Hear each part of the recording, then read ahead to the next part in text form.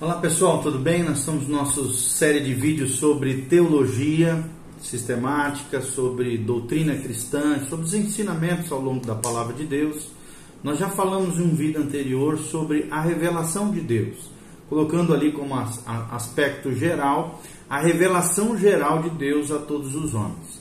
Agora nós vamos falar sobre outra temática muito especial e muito importante, que é a revelação especial de Deus. A revelação especial de Deus. Então, como nós falamos, nós já examinamos a questão da revelação geral, como Deus revela a si mesmo a todas as pessoas de maneira geral, de maneira igual. Mas, se a revelação total de Deus pudesse ser chamada de o livro da revelação, então o primeiro volume trataria dessa revelação geral, enquanto o segundo, em contraste, trataria dessa revelação especial, que não é necessariamente dada a todas as pessoas. Como o próprio termo já diz, é uma revelação especial e específica para algumas pessoas. Quais são as maneiras de apresentar essa revelação especial? Primeira delas, as sortes. Embora hoje em dia nós não usemos o sistema de lançar sortes em determinadas ocasiões, isso sim serviu para revelar a vontade de Deus ao homem. Nós vemos isso em Provérbios 16:33, em Atos 1, de 21 a 26, quando os apóstolos quiseram escolher o 12º apóstolo que iria substituir Judas, que havia traído a Jesus. E ali foi escolhido Matias como sucessor de Judas, nesse número 12 apostólico, conforme nos ensina Atos 1, 21 a 26. Ou seja, ali foram lançados sortes. Ou seja, houve ali um sistema de lançar sortes e serviu ali de maneira específica, singular, a vontade de Deus aos homens foi revelada através desse lançar sortes. Outra maneira também revelada de lançar sortes no Antigo Testamento é o conhecido e famoso Urim e Tumim. O que era o Urim e o Tumim? Urim e o Tumim era a revelação especial de Deus ao seu povo Israel. Aquele peitoral usado pelo sumo sacerdote no Antigo Testamento era um pedaço quadrado de um belo tecido, dobrado ao meio e aberto em cima, como uma espécie de bolso. Ele era adornado com 12 pedras preciosas, nas quais estavam gravados os nomes das 12 tribos de Israel. O Urim e o Tumim provavelmente eram duas pedras preciosas que ficavam no centro do peitoral do sacerdote. E era usada como lançamento de sortes para determinar a vontade de Deus. Nós vemos isso claramente em diversos trechos da palavra de Deus. Êxodo 28:30, em Números 27 a 21, em Deuteronômio 33, versículo 8, em 1 Samuel 28, versículo 6 e em Esdras 2:63, nós vemos esse lançar sortes através dessas duas pedrinhas que se chamavam Urim e Tumim. Era uma espécie de dado que Deus determinava e revelava a sua vontade ao seu povo. Outra maneira também de revelação especial de Deus aos homens são os sonhos, Ou seja, Deus usou sonhos para se comunicar muitas vezes durante, principalmente, o período do Antigo Testamento, e fará o mesmo por ocasião da segunda vinda de Cristo. Nós vemos isso em Gênesis 20, versículo 3 e versículo 6. Nós vemos isso em Gênesis 31, de 11 a 13. Aqui a questão dos sonhos, O sonho aqui também nós vemos no capítulo, nos versículos 24, 40 e 41 de Gênesis 31. Vemos também isso em Joel 2, 28, que Deus usa os sonhos para revelar a sua vontade, para se revelar de maneira especial aos homens. Os ímpios, bem como os cristãos, também tiveram sonhos dados por Deus, onde Deus também se revelou, mesmo eles não sendo crentes, sendo ímpios, conforme a Bíblia Sagrada ensina, em Gênesis 20, versículo 3, e Gênesis 31, 24, nós vemos ímpios também recebendo de Deus sonhos, ou seja, sonhos dados por Deus. Mesmo sendo uma experiência comum, os sonhos eram usados por Deus dessa maneira especial para revelar a verdade dele para os homens. Outra maneira muito comum de Deus se revelar de maneira especial aos homens é através de visões, visões espirituais. Em uma visão espiritual, a ênfase parece ser naquilo que é ouvido, enquanto em um sonho a ênfase parece ser naquilo que se vê. Ou seja, o sonho se vê e a visão o principal fator, não é nem tanto a parte visual, mas sim aquilo que é ouvido da parte de Deus. Também o ser humano envolvido parece ser mais ativo no recebimento de uma visão espiritual. Nós vemos isso claramente em Isaías 1:1, Isaías 6:1 e Ezequiel 1:3. Nós vemos também essa questão das visões. Outra maneira de Deus se revelar de maneira especial aos homens são as teofanias. O que são as teofanias? São as aparições de Deus aos homens. Antes da encarnação, as teofanias estavam associadas com a aparição do que a Bíblia chama de anjo do Senhor. Anjo geralmente escrito com letra maiúscula. Ou seja, uma teofania, uma aparição visual, visível, do anjo do Senhor, representando o próprio Deus, que comunicava uma mensagem divina para as pessoas. Nós vemos isso em Gênesis 16, versículos de 7 a 14, em Êxodo 3:2, em 2 Samuel 24:16 e em Zacarias 1:12, nós vemos claramente essas teofanias ou aparições do anjo do Senhor comunicando uma mensagem de Deus às pessoas. Outra revelação especial de Deus é quando Deus usa os anjos criados. Aqui não são anjos caídos ou demônios, mas sim anjos celestes, anjos divinos, anjos criados para entregar as suas mensagens divinas a pessoas específicas num determinado momento na palavra de Deus. Nós vemos isso claramente em Daniel 9, de 20 a 21, em Lucas 2, de 10 a 11, e Apocalipse 1:1, quando o anjo aqui aparece a João na ilha de Patmos. Nós também podemos observar em Apocalipse 19:17, em que Deus usa aqui um anjo para se comunicar também com as aves.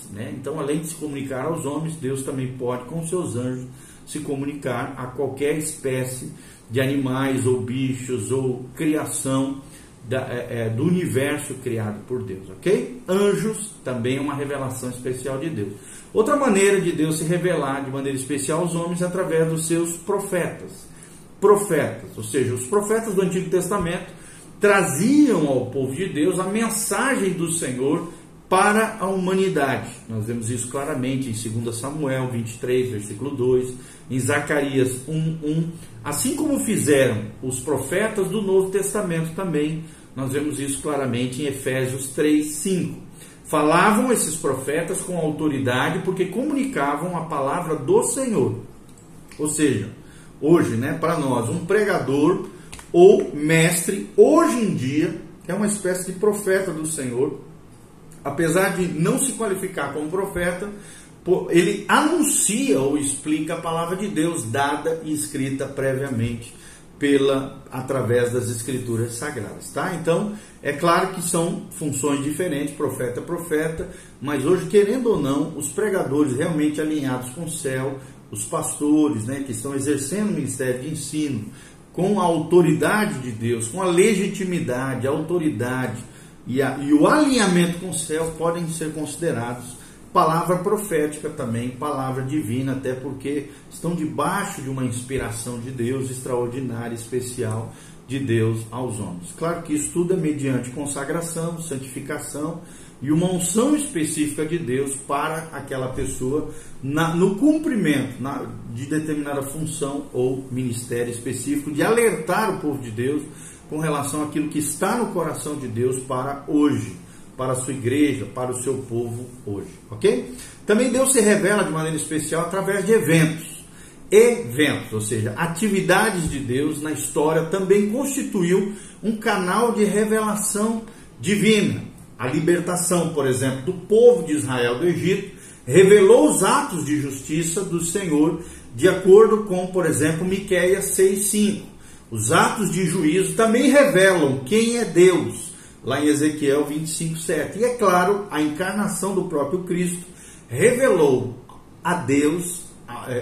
o próprio Deus aos homens, conforme João 1:14. Então, não podemos prosseguir sem dizer que esses eventos devem ser históricos, factuais, para que também sejam comunicativos da parte de Deus aos homens, pois hoje em dia algumas pessoas colocam a fé existencialista antes da fé histórica, o que é um erro. Em outras palavras, essas pessoas tentam criar uma revelação alheia aos fatos históricos, ou encontrar sentido nos fatos históricos, ou ao mesmo tempo negam que esses eventos realmente ocorreram. Então, essa historiografia existencial jamais fez parte da cosmovisão bíblica ou dos autores bíblicos.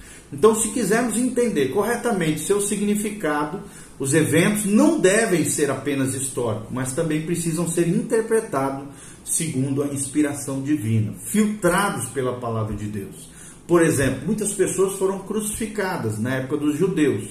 Mas como podemos saber que a crucificação de Jesus de Nazaré pagou pelos pecados do mundo? É a pergunta que se faz. E a resposta é que a palavra da revelação especial, ou seja, as escrituras sagradas, a Bíblia, interpretada corretamente, traz significado a todo e qualquer evento ao longo da história.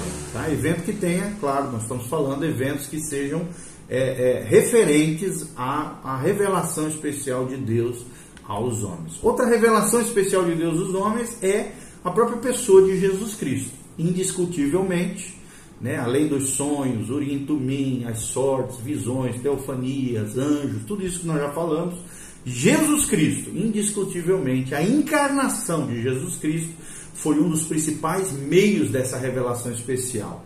Aqui ele revelou o Pai, Jesus revelou o Pai conforme João 1,14. Jesus mostrou a natureza de Deus conforme João 14,9. Jesus mostrou o poder de Deus conforme João 3,2. Jesus revelou a sabedoria de Deus conforme João 7,46. Jesus revelou a glória de Deus conforme João 1,14. E a vida de Deus também é revelada através do Filho, e o amor de Deus também é revelado em Romanos 5,8 e 1 João 1, de 1 a 3. Então, o nosso Senhor Jesus fez tudo isso, tanto por intermédio dos seus atos, dos seus feitos, em João 2,11, quanto também das suas palavras, conforme descrito por Mateus 16:17. Outra maneira de Deus se revelar de maneira especial aos homens é através da Bíblia. Ou seja, na verdade, a Bíblia serve como o meio mais inclusivo de todos os tipos de revelação especial, pois engloba o registro de muitos aspectos dessa revelação especial de Deus aos homens. Embora Deus, indiscutivelmente, tenha dado outras visões, sonhos, mensagens proféticas que não foram reveladas na Bíblia, não possuímos detalhes a respeito delas. Além disso, tudo que sabemos a respeito da vida de Cristo, que tem importância ao homem, aparece na Bíblia, mesmo que, obviamente, nem tudo que ele fez e disse tenha sido registrado nas Escrituras Sagradas, conforme João 21:25. A Bíblia não é simplesmente o registro dessas outras revelações de Deus. Ela também contém verdades adicionais não reveladas. Por exemplo, por meio dos profetas, ou mesmo durante a vida terrena de Cristo, Deus se revela essas verdades adicionais aos homens. Portanto, a Bíblia Sagrada é ao mesmo tempo o registro de aspectos da revelação especial e também é a própria revelação de Deus aos homens. A revelação na Bíblia não é somente inclusiva, ainda que parcial, é também verdadeira, conforme João 17:17. Ela também é progressiva, conforme Hebreus 1:1, e possui um propósito específico de Deus, conforme 2 Timóteo 3, de 15 a 17. E existem duas maneiras de perceber a credibilidade da revelação bíblica. Os fideístas insistem que as Escrituras e a revelação que elas contêm autenticam a si mesmas, sendo, portanto, autopísticas. Para eles, a fé antecede a razão. E a infalibilidade da Bíblia deve e pode ser pressuposta. Por quê? Por quê? Vamos pensar por quê de tudo isso. Por que a Bíblia é infalível? Né? Como nós estamos vendo, essa infalibilidade das Escrituras dizem que ela sim é inspirada. A própria Bíblia ensina isso, E o Espírito Santo confirma isso no nosso interior. Ou seja, os empiristas, que por outro lado é um outro grupo, reforçam a credibilidade intrínseca da revelação da Bíblia como sendo digna de crença. Ou seja, ela é axiopística. A alegação bíblica de autoridade não é por si mesma uma prova de autoridade. Por outro lado, existem evidências factuais e históricas que estabelecem as credenciais da Bíblia e que validam a veracidade da sua mensagem. E nós entendemos aqui que os dois pontos de vista revelam a verdade e ambos podem e devem ser utilizados, ok? Tanto os empiristas quanto os fidelistas, ok? Segundo lugar, algumas visões contemporâneas da revelação para nós entendermos. Todos os pontos de vista contemporâneos a respeito da revelação possuem muitos aspectos em comum. Primeiro, são subjetivos, ou seja, a revelação é descoberta na experiência ou no entendimento do intérprete da experiência de outros. Segundo lugar, sem um padrão objetivo ou critérios instáveis, o entendimento da revelação depende do conceito do intérprete. Terceiro lugar, pelos motivos, né?